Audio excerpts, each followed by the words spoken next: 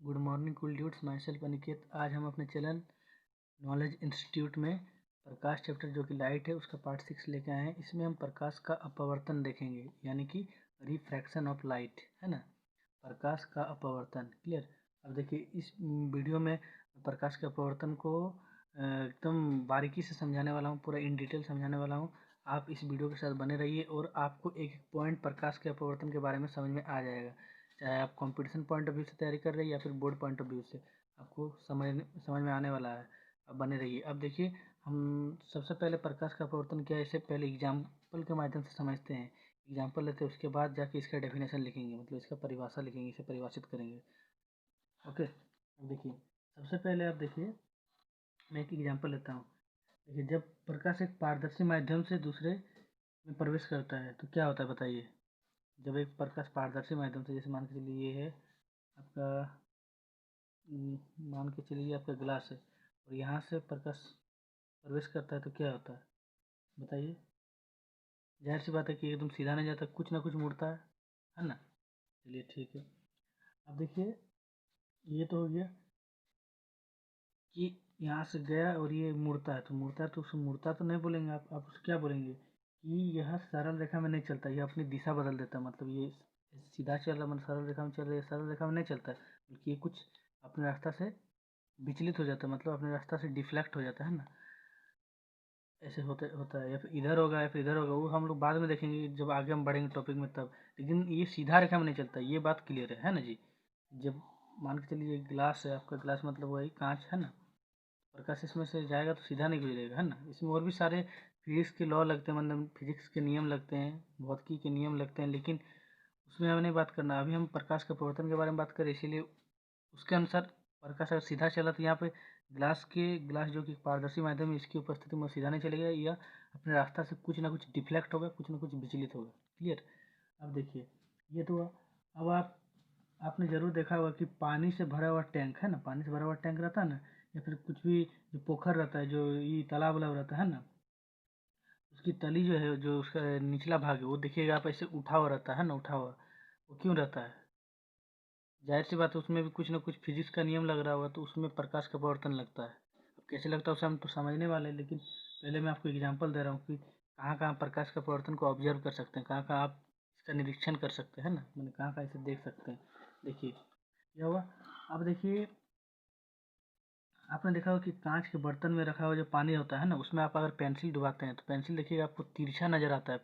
पानी में डूबने के पश्चात, मैंने आफ्टर सिंकिंग इनटू वाटर, जो आपका पेंसिल है वो देखिएगा आप, आपका तिरछा नजर आता है। यहाँ तो पानी नहीं है, लेकिन जैसे ये मान के चलिए पानी का, सॉरी कैमरा हिल गया, ये देखिए जैसे पानी है और यहाँ ऐसे करके हम ला रहे हैं, तो ऐसे करके हम देखिए सीधा डालते हैं, ये देखिए आपको नजर आ रहा होगा ऐसे डालते, लेकिन ये ऐसे करके नजर आएगा टेढ़ा।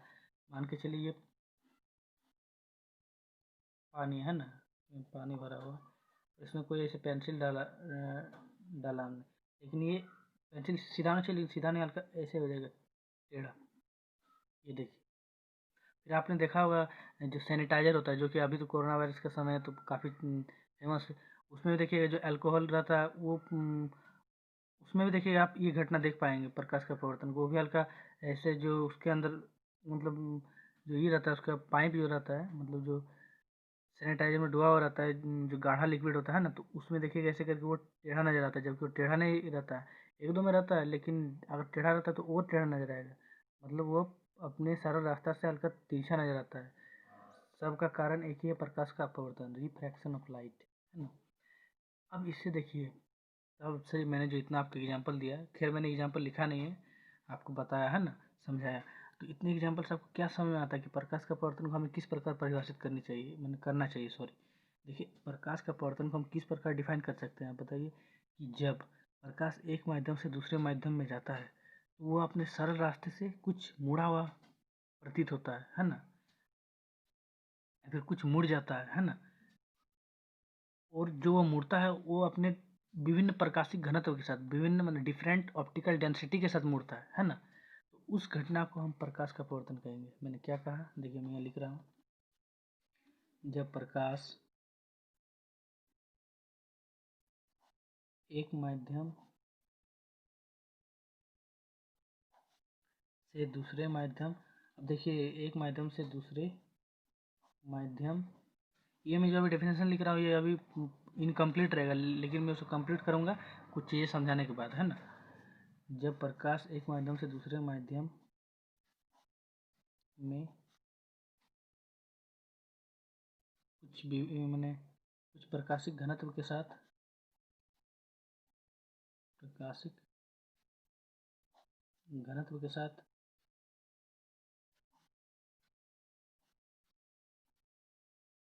ये लाइन अभी छोड़ दी। जब प्रकाश एक माध्यम से दूसरे माध्यम में प्रवेश करती है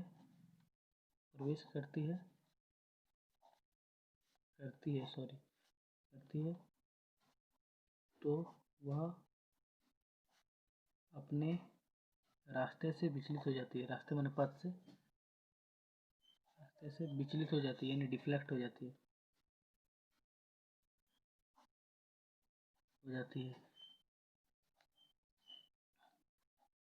तो इस घटना को हम प्रकाश का अपवर्तन कहेंगे। अब देखिए इसमें जो प्रकाश है वो एक क्या है, प्रकाश एक ऊर्जा का रूप है। अब देखिए ये जो प्रकाश है ये प्रकाशिक घनत्व के साथ मतलब अपने आप को बदलती है, अपना रास्ता यहाँ डिफ्लेक्ट करती है। जैसे कि मान के चलिए हम ले लेते हैं सरफेस, लेते हैं मान के चलिए ये आपका सतह, कोई सतह है, कोई सरफेस है, और ऐसे करके प्रकाश आ रही है, ऐसे करके प्रकाश आ रही है। ये आपतित किरण होती है ना। लेकिन यहाँ पे आपतित नहीं, यहाँ पे जब ना सॉरी ये आपतित किरण है यहाँ पे, है ना। अब ये ऐसे करके सीधा पान होना चाहिए, लेकिन देखिए अभी इस घटना के चलते यह ऐसा नहीं होगा। अब क्यों नहीं होगा मैं उसे डिटेल में समझा रहा हूँ, आप ध्यान से देखते जाइए। सबसे पहले तो मैं आपको परिभाषा पे दोबारा गौर फरमाना चाहूँगा। देखिए जब प्रकाश एक माध्यम से दूसरे माध्यम में प्रवेश करती है, अब माध्यम कौन सा होना चाहिए, माध्यम भी जी विभिन्न तरह का होता है, लेकिन यहाँ हम दो विशिष्ट तरह के माध्यम, जो स्पेशल तरह के दो माध्यम उसके ऊपर बात करेंगे। एक होता है आपका विरल माध्यम, एक होता है सघन माध्यम। विरल माध्यम में अक्सर हम वायु को ले लेते हैं, मतलब हवा को ले लेते हैं, एयर को लेते हैं, है ना। और सघन माध्यम में हम अक्सर मैंने जनरली, है ना, प्राय हम किसको लेते हैं, वाटर को लेते हैं। ऐसे बहुत होता है जी, आपका और भी उदाहरण है, लेकिन हम जनरली बात कर रहे हैं, है ना। वायु और वाटर, है ना, मैंने एयर एंड वाटर, वायु और पानी। देखिए अब हम पहले बात करते हैं कि आपका प्रकाशिक घनत्व क्या होता है। यहाँ मैंने एक टर्म लिखा, लेकिन मैंने इसे काट दिया। अब मैं उसे पहले समझाता हूँ, उसके बाद माध्यम के ऊपर बात करेंगे, उसके बाद ये आपको फिगर अच्छा से मैं समझाऊंगा, है ना। देखिए सबसे पहले दो माध्यम होता है, क्या क्या माध्यम, एक होता है आपका विरल माध्यम,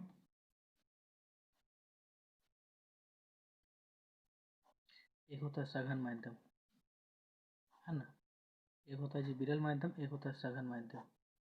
ये दो टर्म है, आप ध्यान रखिए, मैं इसे अभी समझा रहा हूँ।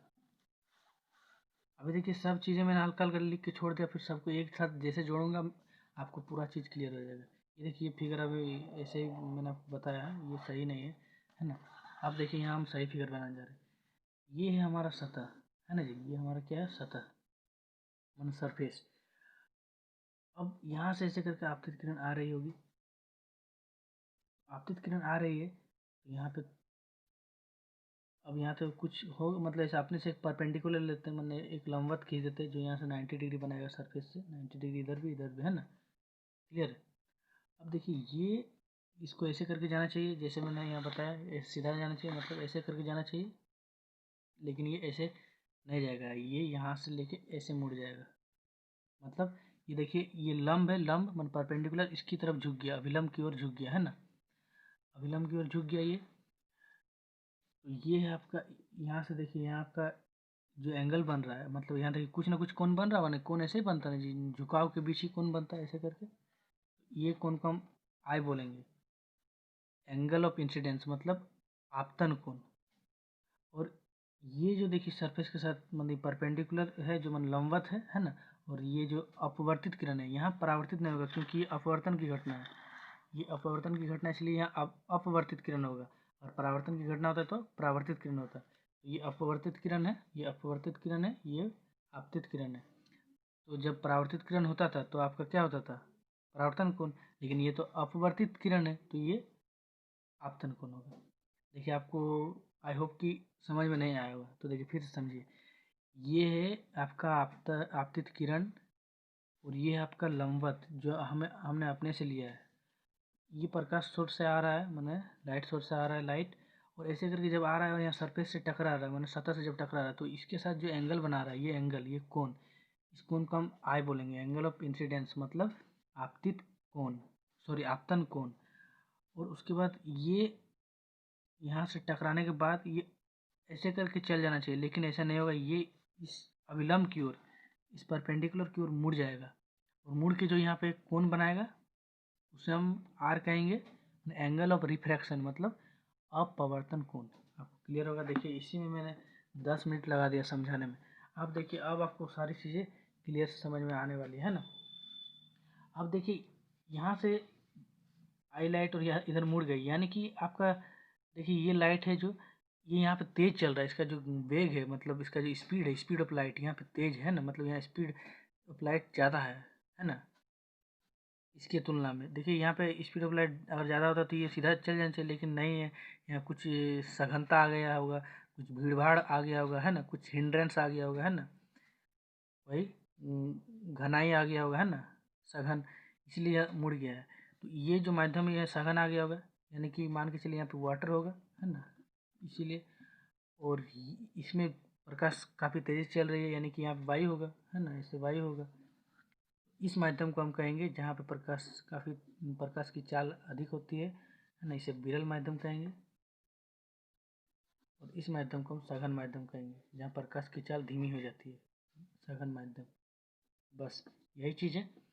और ये जो किरण है इसे हम आपतित किरण कहेंगे, ये जो किरण है इसे हम अपवर्तित किरण कहेंगे, इस कोण को हम आपतन कोण कहेंगे, इस कोण को हम अपवर्तन कोण कहेंगे। क्लियर है आपको? देखिए सारी चीज़ें क्लियर हो गई होंगी, है ना। अब देखिए इससे आपको और एक चीज़ यहाँ पे आपको नोट करना चाहिए कि जब प्रकाश विरल माध्यम से सघन माध्यम में, विरल माध्यम से सघन माध्यम आता है तो वह अविलंब की ओर झुकता है। काफ़ी इंपॉर्टेंट बात है, आपको नोट कर लेनी चाहिए। और अगर यही बात ऐसा होता कि मान के चलिए ये पहला केस था, है ना, दूसरा केस में मान के चलिए फिर से यहाँ प्रकाश सोर्स है, मैंने लाइट सोर्स, है ना, प्रकाश स्रोत, और ये ऐसे सरफेस है, और यहाँ से आ रही है प्रकाश की किरण, और यहाँ से हमने ऐसे करके लंबवत डाल दिया। देखिए लंबवत डाल दिया मैंने, परपेंडिकुलर, जो यहाँ से 90 डिग्री, यहाँ से 90 डिग्री बना रहा है, ऐसे करके आ रहा है ना। और ये जो एंगल है ये एंगल आई है, ये परपेंडिकुलर है जिसको हम नॉर्मल बोलते हैं एन, है ना। तो ये देखिए ऐसे करके जाना चाहिए, लेकिन ऐसे नहीं जाएगा, ये ऐसे करके यहाँ से इधर चल जाएगा, मुड़ जाएगा और ज़्यादा चल जाएगा। इसका मतलब यहाँ क्या हुआ बताइए? यहाँ पे देखिए प्रकाश का चाल काफ़ी अधिक हो गया, इसीलिए देखिए इतना मुड़ना चाहिए, लेकिन इससे ज़्यादा ही मुड़ रहा है। मतलब ये आपका कौन सा माध्यम होना चाहिए जहाँ प्रकाश का चाल अधिक हो? विरल माध्यम। मैंने अभी बताया ना जी, प्रकाश विरल माध्यम किसे कहते हैं? जहाँ प्रकाश की चाल अधिक हो। और ये अगर विरल माध्यम है तो ये जाहिर सी बात है कि इसके कंपेरिजन में ये कम स्पीड से यहाँ लाइट ट्रेवल कर रहा है, कम स्पीड से लाइट यहाँ गमन कर रहा है, तो ये का सघन माध्यम होगा। क्लियर है? और देखिए ये जो यहाँ से ऐसे करके इसको ऐसे जाना चाहिए, लेकिन ऐसे चलिए तो यहाँ से लेके यहाँ एंगल कि क्या होगा बताइए? एंगल आर, मतलब अपवर्तन कोण। क्लियर है? देखिए यहाँ तक तो आपको पूरा क्लियर हो गया होगा। अब मैंने आपको एक चीज़ नहीं बताया, ऑप्टिकल डेंसिटी, यानी कि प्रकाशिक घनत्व। प्रकाशिक घनत्व क्या होता है? देखिए प्रकाशिक घनत्व वही होता है मतलब जहाँ प्रकाश का मतलब स्पीड से रिलेशन हो, मतलब वेग से रिलेशन हो, है ना, तेज़ी से, कितना तेज वो चल रहा है। देखिए ऑप्टिकल डेंसिटी, ये काफ़ी इंपॉर्टेंट टर्म है, ऑप्टिकल डेंसिटी, जिसको कि हम कहते हैं प्रकाशिक घनत्व। अब चिंता ना लें, हम सारी चीज़ें हिंदी से ही पढ़ाएंगे, एक दो जगह जहाँ इंग्लिश इंपॉर्टेंट है वहाँ लिख देते हैं प्रकाशिक घनत्व, है ना। ये देखिए प्रकाशिक घनत्व। अब देखिए ये प्रकाशिक घनत्व क्या है? प्रकाशिक घनत्व जिसका कि स्पीड से कुछ ना कुछ रिलेशन है, यानी ऑप्टिकल डेंसिटी या घनाई, जो मतलब ऑप्टिकल, ऑप्टिकल मतलब होता है लाइट, है ना, जो प्रकाश है ना, और उसका घनत्व जो उसकी घनत्व को बताता है, मैंने सघनता को बताता है, वही ऑप्टिकल डेंसिटी। क्लियर है? और मैंने आपको अभी विरल माध्यम क्या बताया? जिस माध्यम में प्रकाश धीमे गति से गमन करता हो वो विरल माध्यम, सॉरी, वह सघन माध्यम है। Sorry sorry, I am so sorry. जिस माध्यम में प्रकाश धीमी गति से गमन करता है वो आपका सघन माध्यम है, और जिस माध्यम में प्रकाश सघन माध्यम की अपेक्षा तेज गति से गमन करता है वो आपका विरल माध्यम है। क्लियर है? आप ये दोनों परिभाषा लिख लीजिएगा, हम लिखने नहीं वाले हैं। फिर से मैं आपको बता देता हूँ, जिस माध्यम में प्रकाश काफ़ी स्पीड से गमन करती है वो आपको विरल माध्यम है, मतलब काफ़ी तेज़ी से गमन करती है वो आपको विरल माध्यम है। और जिस माध्यम में प्रकाश धीमी गति करती है, यानी स्लोली गति करती है ना, गुरु रंधवा का गाना करके स्लोली, वो आपका सघन माध्यम है। क्लियर है? आप ही बताइए, अगर कोई चीज़ सघन है तो उसमें आप कैसे पार होगे? मान के चलिए घना जंगल है, उसमें आप भटक जाएंगे तो आपको निकलने में समय लगेगा, इसीलिए वो आपका सघन माध्यम हो गया। वही मान के चलिए आपका खुलम खुला है, जैसे कि जो पार्क है जहाँ आप लोग जाते हैं, है ना, तो उससे अगर आपको जाना हो, मैंने इधर उधर जाना हो तो आप तो आराम से चले जाएंगे, तो आपको विरल माध्यम है। ऐसे ही डेली लाइफ एग्जाम्पल मैंने ले लिया। अब देखिए, अब हम अपने नेक्स्ट टॉपिक के ऊपर चलते हैं। तो देखिए अब हमने यहाँ तक तो डिटेल पढ़ लिया। अब देखिए हम पढ़ने वाले हैं प्रकाश का अपवर्तन का परिभाषा, वो क्या होता है उसे डिटेल में हमने समझ लिया। अब हम समझने वाले क्या, बताइए। अब हम समझने वाले हैं प्रकाश के अपवर्तन के नियम। जिस प्रकार आपने प्रकाश का परावर्तन पढ़ा, उसका परिभाषा पढ़ा, उसके दो नियम थे, उसी प्रकार आप प्रकाश का अपवर्तन डिटेल में समझे। एग्जाम्पल लिया हमने, फिर उसका परिभाषा बताया क्या होता है, उससे रिलेटेड टर्म है ना, अपवर्तन कोण, परावर्तन कोण, ये सब हमने, सॉरी, अपवर्तन कोण, उसका आपतन कोण बताया। इसी प्रकार हम प्रकाश के अपवर्तन के भी दो नियम हैं जिसे हम बताने वाले, जो कि एग्जाम पॉइंट ऑफ व्यू से, चाहे वो competition exam point of view हो या फिर आपका board exam point of view, काफ़ी इंपॉर्टेंट है। तो देखिए हम बता रहे हो वही आपको, क्या प्रकाश का अपवर्तन का नियम। तो आप यहाँ टॉपिक डालिए, हैशटैग लगाइए, प्रकाश के अपवर्तन के नियम, क्या क्या नियम है उसे हम बताने वाले हैं ना। तो अब ध्यान से देखिए, हम उसे बता रहे हैं ना। ये है प्रकाश के अपवर्तन के नियम। तो इसके दो नियम है, प्रकाश के अपवर्तन के दो नियम है, ये तो पहली बात है, आपको जाननी चाहिए। अब देखिए, जो इसमें से पहला नियम है वो आपको क्या कहता है, आपतित किरण, अपवर्तित किरण तथा ये सघन माध्यम और विरल माध्यम, मैंने दोनों माध्यमों को पृथक करने वाले, मैंने अलग करने वाले, जो ये अभिलंब है, जो ये परपेंडिकुलर है, तीनों एक ही तल में होते हैं, मैंने एक ही प्लेन में होते हैं। क्या कहा मैंने, फिर से देखिए।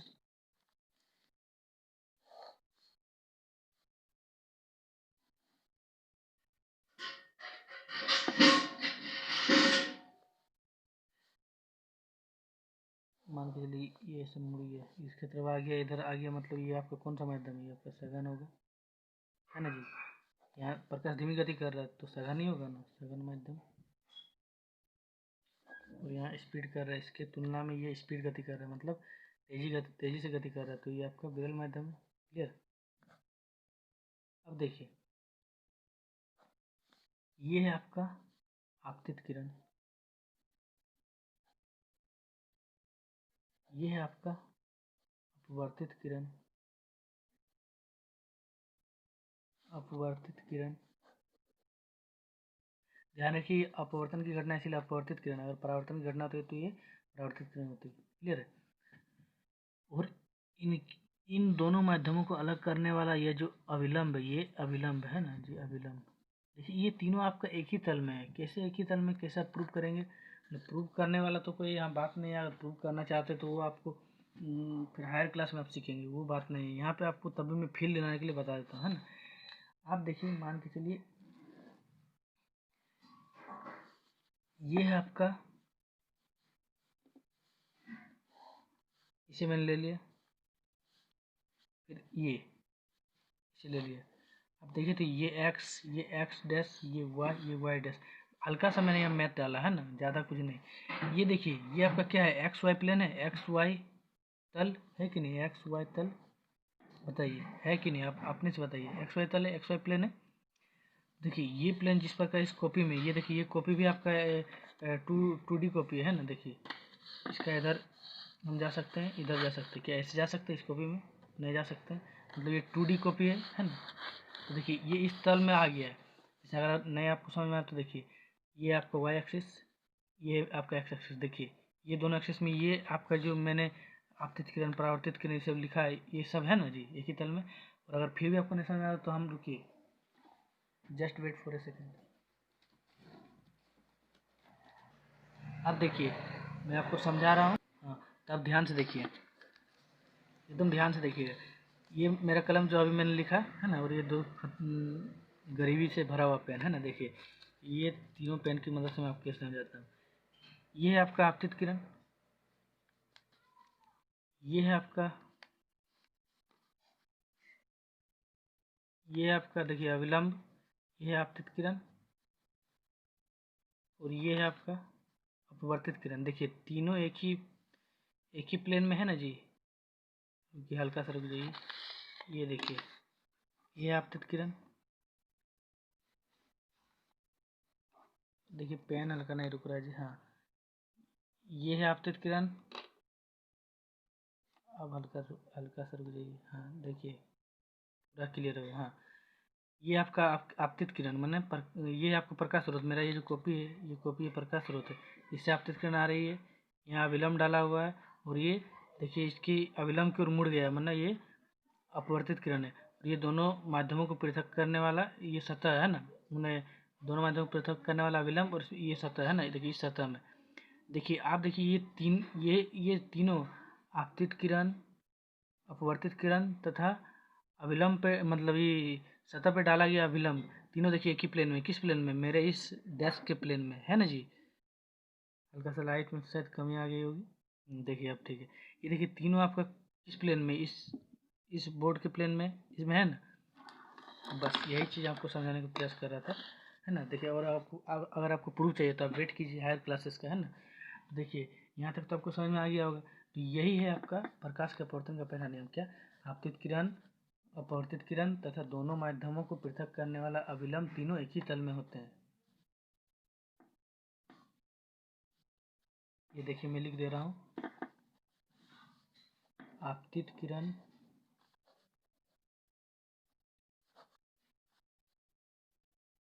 अपवर्तित किरण, अपवर्तित किरण तथा दोनों माध्यमों को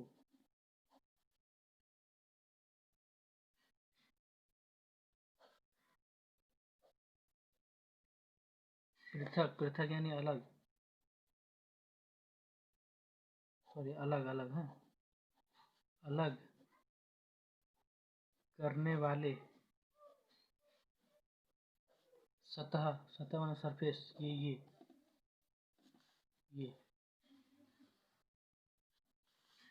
के आपतन बिंदु, आपतन बिंदु, आपतन बिंदु पर अविलंब, अविलंब माने वही परपेंडिकुलर, ये वाला अविलंब तीनों एक ही तल में होते हैं, एक ही प्लेन में होते हैं, है ना। अभी मैंने देखा है ना, इस प्लेन में था ये प्लेन, ये भी एक तल है ना, कि तल में होते हैं।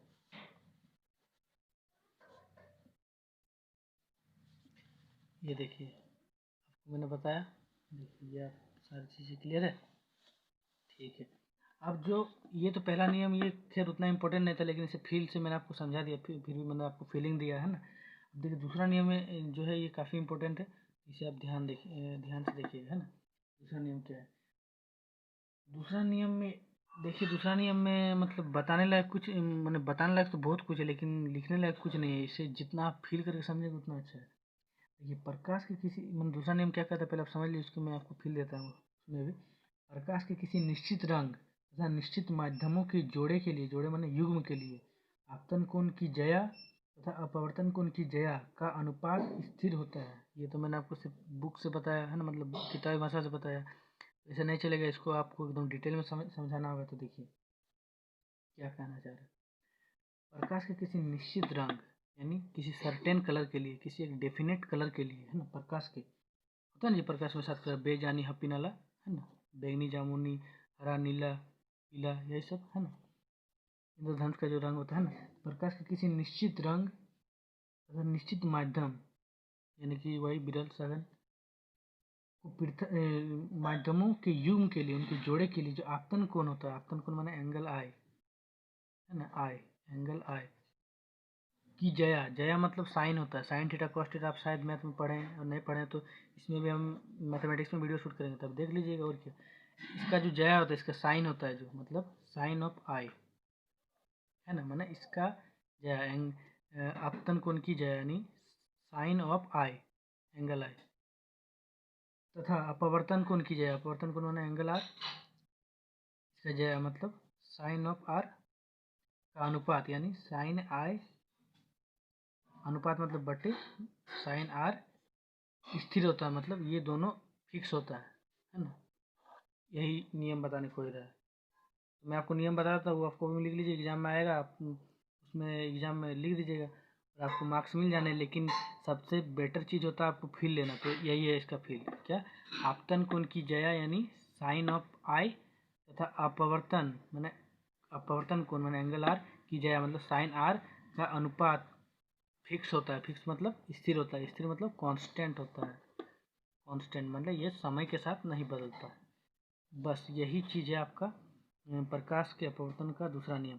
और एक चीज़ यहाँ ध्यान दीजिएगा, प्रकाश के अपवर्तन के दूसरे नियम को हम स्नेल का नियम भी कहते हैं, स्नेल्स लॉ, है ना, क्लियर है। प्रकाश के अपवर्तन के दूसरे नियम को हम स्नेल का नियम भी कहते हैं। तो आप देखिए यहाँ लिख लीजिएगा, यहाँ दूसरा नियम में लिख दे रहा हूँ, क्या, साइन आई बटे sine r equals to constant, मतलब स्थिरांक, है ना जी, कांस्टेंट बोले तो स्थिरांक, है ना, वही चीज़,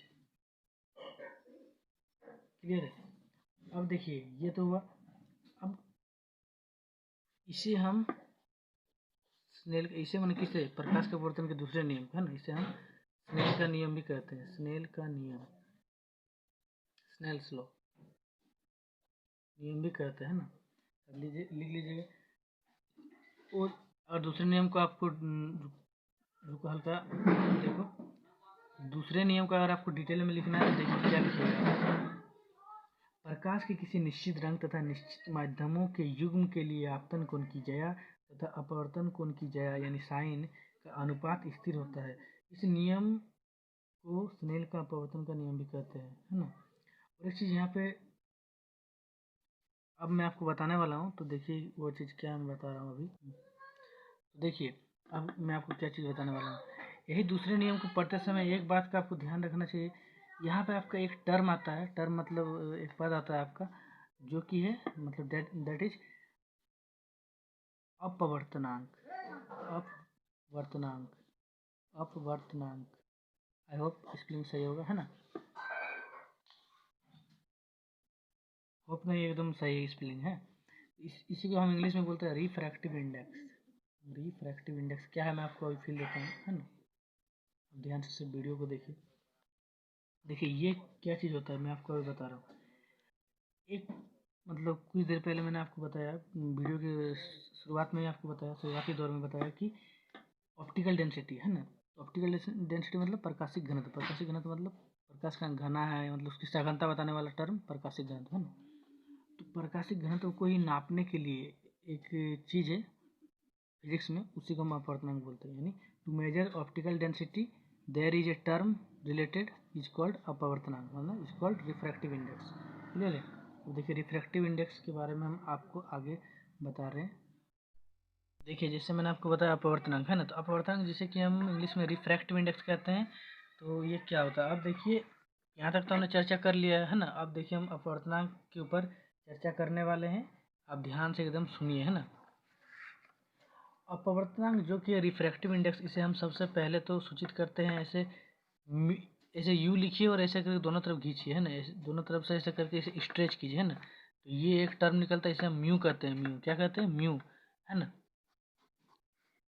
इसे हम म्यू कहते हैं अपवर्तनांक, है ना, इसे हम म्यू से सूचित करते हैं, क्लियर है। अब देखिए म्यू क्या होता है, मतलब क्या होता है ये अपवर्तनांक, तो सबसे पहले तो मैंने आपको यही बता दिया कि ऑप्टिकल डेंसिटी को मेजर करने के लिए, ऑप्टिकल डेंसिटी यानी प्रकाशिक घनत्व को नापने के लिए एक टर्म होता है फिजिक्स में, मैंने लाइट चैप्टर में, रे ऑप्टिक्स में, है ना। उसे हम मैंने प्रकाश चैप्टर में उसे हम अपवर्तनांक कहते हैं, यानी कि रिफ्रैक्टिव इंडेक्स, जिसे हम म्यू से सूचित करते हैं।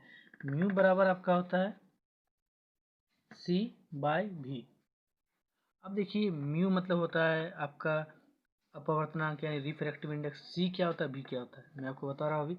सी होता है जी प्रकाश का चाल, प्रकाश का चाल, स्पीड ऑफ लाइट, है ना, प्रकाश का चाल। आपको मैंने पहले प्रीवियस वीडियो आप अगर वॉच किए होंगे तो आपको पता होगा, मैंने बताया C = 3 × 10⁻⁸ मीटर/सेकेंड। और इससे भी बहुत सारे जो बच्चे काफ़ी बच्चे 8 क्लास में पढ़ लेते कि प्रकाश का चाल जो है जिस सी से डिनोट करते हैं उसका वैल्यू होता है 3 × 10⁸ मीटर/सेकेंड, है ना। और जी ये भी होता है, यह भी प्रकाश का चाल होता है, लेकिन ये किसी माध्यम में होता है। ये प्रकाश का चाल होता है जो है यूनिवर्सली, मतलब ये आपका यूनिवर्सल है, यानी इसका मान नहीं बदलने वाला है। ये स्पीड ऑफ लाइट जिसका मैक्सिमम वैल्यू है 3 × 10⁸ मीटर/सेकेंड। और ये जो प्रकाश का चाल है ये किसी माध्यम के लिए, ये एयर के लिए, माने वही वैक्यूम के लिए, निर्वात के लिए ज़्यादातर है, लेकिन ये किसी माध्यम के लिए, है ना, किसी माध्यम में प्रकाश की चाल, माध्यम में प्रकाश की चाल, क्लियर, प्रकाश की चाल, है ना जी, माध्यम में प्रकाश की चाल। अब देखिए यहाँ तक तो मैंने आपको बता दिया, लेकिन ये आपका फॉर्मूला निकल गया, है ना। इसे मैं यहाँ क्लियरली लेता हूँ, म्यू इक्वल टू C/V। ये तो हो गया।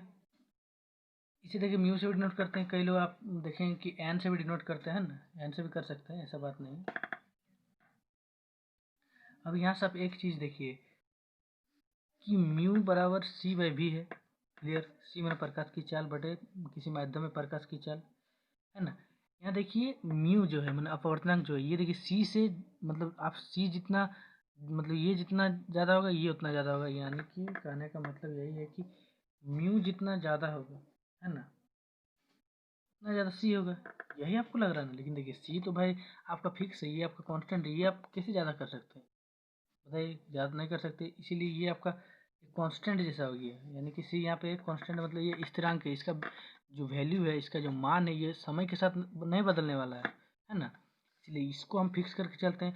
और अगर आप देखिए ये अगर कोई फिक्स चीज़ है ना, ये अगर कोई फिक्स चीज़ है, तो इससे आपको क्या पता चल रहा है कि ये दोनों तब आपस में कुछ ना कुछ रिलेटेड होंगे, कुछ ना कुछ इनमें रिश्ता होगा, या तो इनमें दुश्मन का रिश्ता होगा, या तो इसमें फ्रेंड का रिश्ता होगा। मन कहने का मतलब है कि आप अगर इसे बढ़ाएंगे तो इसमें क्या परिवर्तन होगा, या फिर इसे घटाएंगे तो इसमें क्या परिवर्तन होगा। तो देखिए ये जब कांस्टेंट है, ये जब फिक्स है आपका, है ना, ये जब स्थिर है, स्थिरांक है ये, क्योंकि प्रकाश की चाल तो समय के साथ नहीं बदलने वाला, वो तो फिक्स है 3 × 10⁸ मीटर/सेकेंड एक्सपेरिमेंटली, है ना।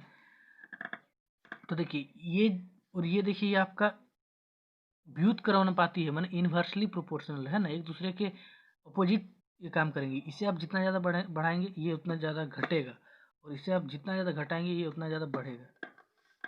म्यू जितना ज़्यादा, मतलब रिफ्रैक्टिव इंडेक्स जितना ज़्यादा बढ़ाएंगे भी उतना ज़्यादा घटेगा, या फिर आप कहिए म्यू जितना ज़्यादा घटाएंगे भी उतना ज़्यादा बढ़ेगा, या फिर आप कहिए भी जितना ज़्यादा आप बढ़ाएंगे म्यू उतना ज़्यादा आपका घटेगा, या फिर आप कहिए भी जितना ज़्यादा आप घटाएंगे म्यू उतना ज़्यादा बढ़ेगा। सेम चीज़, सब एक ही चीज़ है, मैंने आपको अलग अलग भाषा में बता दिया, है ना। भाषा हिंदी ही, लेकिन समझाने का तरीका अलग है, वही है ना। अब देखिए यहाँ से आपको एक चीज़ अगर आप देखेंगे कि अगर जो अपवर्तनांक है ना, जो रिफ्रैक्टिव इंडेक्स है ना, अपवर्तनांक, और वो अगर किसी अगर मान के देखिए, क्या देखिए, अपवर्तनांक को अगर हम इसमें ले ले, वायु में ले ले, वायु में अपवर्तनांक, है ना, वायु में अपवर्तनांक, तो देखिए वायु में जो माध्यम है वो तो वायु हो गया, है ना। तो ये ऊपर में तो सी ही रहने वाला है, अपवर्तनांक यानी कि म्यू, है ना, म्यू, म्यू बराबर क्या होता है, C/V होता है, तो सी की जगह सी रहेगा। और आपका माध्यम ही वायु हो गया, उसमें भी प्रकाश का चल सी होता है, तो C/C क्या हो गया, कट के 1 हो गया, है ना जी। सेम टर्म ऊपर नीचे कट जाता तो 1 हो गया। इससे आपको क्या पता चल रहा है कि जो अपवर्तनांक का मैक्सिमम वैल्यू है ना, जो इसका मैक्सिमम मान है, जिसका अधिकतम मान है, कहाँ तक वेरी कर सकता है, mu is greater than equal to 1, मैंने mu, sorry, mu is greater than equal to 1, है ना, बस इतना ही हो सकता है। क्लियर है। अब देखिए मैं आपको और एक चीज़ यहाँ मैं आपको यहाँ बता रहा हूँ, आप यहाँ ध्यान से देखिएगा। म्यू के लिए हमने आपको अभी क्या फॉर्मूला बताया, C/V, लेकिन म्यू को मैंने एक थोड़ी देर पहले मैंने आपको बताया कि एन से भी डिनोट करते हैं। अगर होगा एन यानी क्या एन मतलब बताइए, अपवर्तनांक 2 1 मतलब दूसरे माध्यम का अपवर्तनांक पहले के रिलेटेड में, है ना, पहले की वजह से दूसरे माध्यम का अपवर्तनांक, तो इसका क्या आपका हो जाएगा V1/V2 हो जाएगा, है ना। पहले माध्यम में प्रकाश की चाल बटे दूसरे माध्यम में प्रकाश की चाल, ये हो जाएगा, है ना। माध्यम 1 में प्रकाश की चाल बटे माध्यम 2 में प्रकाश की चाल, ये आपको फॉर्मूला होगा। या फिर अगर ऐसा नहीं होता, तो अगर ऐसा होता N1 2 यानी refractive index in 1 due to 2, यानी कि पहले माध्यम में अपवर्तनांक दूसरे माध्यम की वजह से, तो क्या होगा V2/V1, ये आपको याद रखना है। पहले माध्यम में अपवर्तनांक दूसरे माध्यम की वजह से क्या होगा, दूसरे माध्यम में प्रकाश का चाल बटे पहले माध्यम में प्रकाश की चाल, क्लियर है। अब देखिए यहाँ तक तो गया। अब देखिए मैं आपको काफ़ी कॉमन सा सवाल पूछता हूँ कि मान के चलिए कोई माध्यम है ना, कोई माध्यम है, मान के चलिए वाटर है ना, NW है ना, जल का अपवर्तनांक मान के चलिए मतलब क्या होता है 1.33 होता है जल का अपवर्तनांक। इसका मतलब क्या है, what do you mean by this, बताइए। इसका क्या समझते हैं कि जल का अपवर्तनांक 1.33 है, इसका क्या समझते हैं। इससे कुछ नहीं समझने का क्या आता है, इसका अर्थ सिंपल सा बात है कि जो वायु में प्रकाश का वेग है ना, तथा जल में प्रकाश का वेग है, दोनों का अनुपात 1.33 है।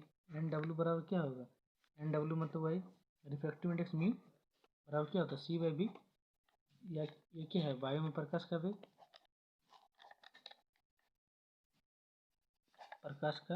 यानी चाल, speed of light in air बटे क्या, जल में प्रकाश का वेग यानी speed of light in water,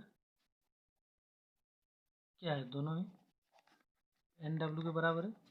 और NW किसके बराबर है 1.33, तो NW बराबर वाटर माने जल का अपवर्तनांक 1.33 है। इसका क्या अभिप्राय है, मैंने इसका क्या समझते हैं, तो यही समझते हैं कि जल में सॉरी वायु में प्रकाश का वेग speed of light in air तथा जल में प्रकाश का वेग है ना, यानी speed of light in water, दोनों का जो अनुपात है वो 1.33 है। अब मैं शुद्ध भाषा में बोल रहा हूँ कि वायु में प्रकाश का वेग तथा जल में प्रकाश का वेग दोनों का अनुपात 1.33 है। यही इस कथन का अभिप्राय है कि NW बराबर 1.33 यानी अपवर्तनांक किसका, जल का, क्लियर है। अब यहीं से अगर आपको एग्जाम में आपका टेक्स्ट बुक के अनुसार एक क्वेश्चन भी पूछा गया है कि हीरे का अपवर्तनांक, एक क्वेश्चन है कि हीरे का अपवर्तनांक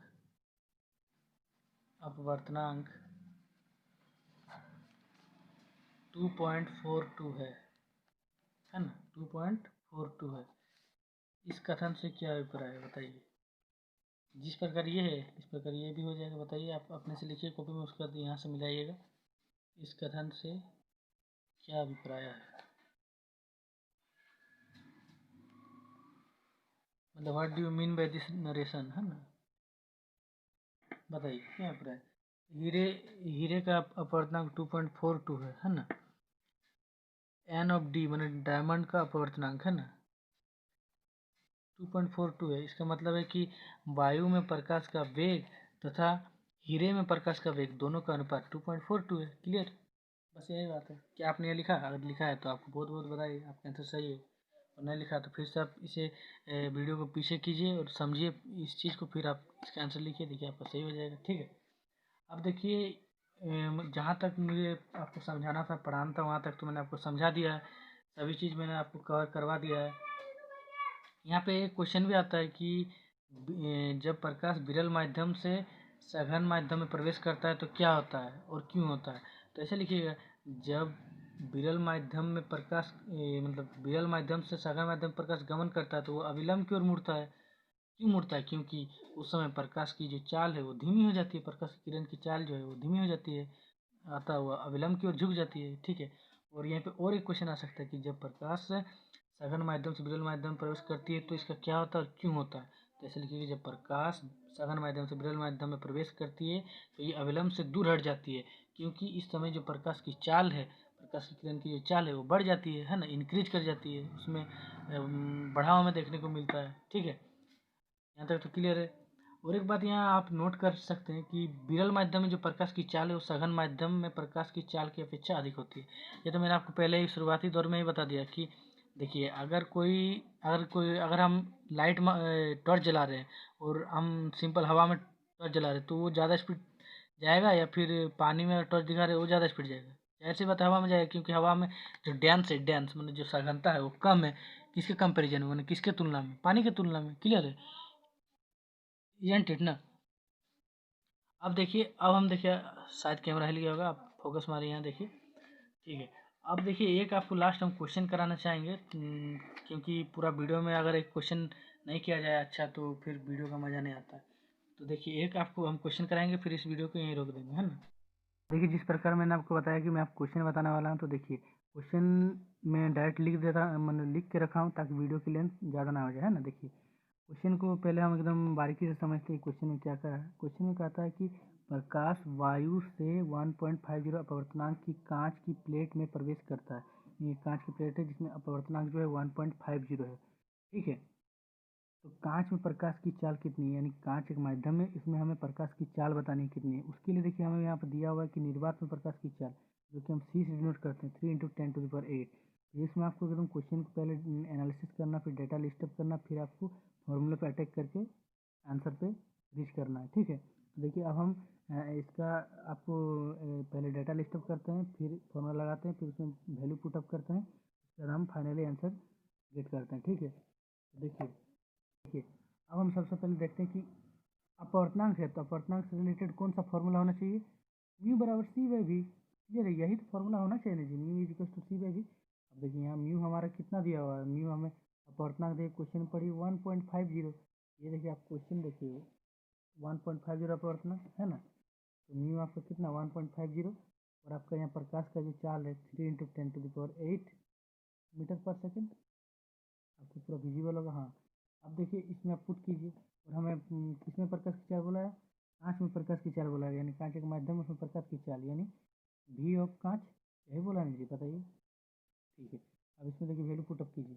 म्यू का वैल्यू कितना है 1.50, सी का वैल्यू कितना है 3 × 10⁸, यही है ना जी, 3 × 10⁸, और यहाँ वी ऑफ कांच है। अब देखिए इसमें हमें वी ऑफ कांच निकालना है, मतलब कांच में प्रकाश की चाल है ना।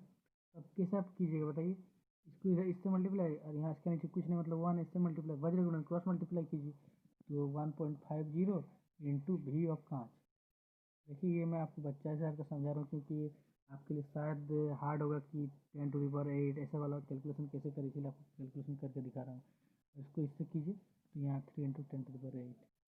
अब हमें यहाँ निकालना है वी ऑफ कांच, कैसे निकलेगा, 3 × 10⁸ डिवाइड बाई 1.50। 1.50 मतलब 1.5, और ये 3, तो 1.5 × 2 = 3 होता है। तो यहाँ से आ गया 2 इंटू, यहाँ पे ऑलरेडी है 10⁸, इसलिए वी ऑफ कांच इज इक्वल्स टू हमारा आ गया आंसर फाइनली 10⁸ आंसर, है ना। और ये चाल है, इसीलिए इसका यूनिट होगा मीटर पर सेकेंड, 2 × 10⁸ मीटर पर सेकेंड। देखिए यही होता है फिजिक्स कि आप किस प्रकार क्वेश्चन को मतलब समझ रहे हैं। क्वेश्चन को पहले आप एक गो में पढ़िए, फिर एक एक डेटा को एकदम पूरा क्लियरली, है ना, एकदम आहिस्ते आहिस्ते उसको एकदम समझने की कोशिश कीजिए, फिर कॉन्सेप्ट बिल्डअप कीजिए, फिर जाके आप डेटा लिस्टअप, फिर आपको क्या करना है, कॉन्सेप्ट पे अटैक, मतलब ये सॉरी फॉर्मूला में अटैक मारना है, फिर उसमें वैल्यू पुटअप करना है, फिर जाके अल्टीमेटली आप अपना फाइनल आंसर मिल जाएगा आपको। ठीक है, तो देखिए इसी के साथ मैं इस वीडियो को यहाँ रोकना चाहता हूँ, और आप आई होप कि आप अपना पढ़ाई एकदम अच्छे से कर रहे होंगे, और अपना बेस्ट देते रहें, तब तक के लिए पढ़ाई करें, बेस्ट देते रहें। Take care, bye bye.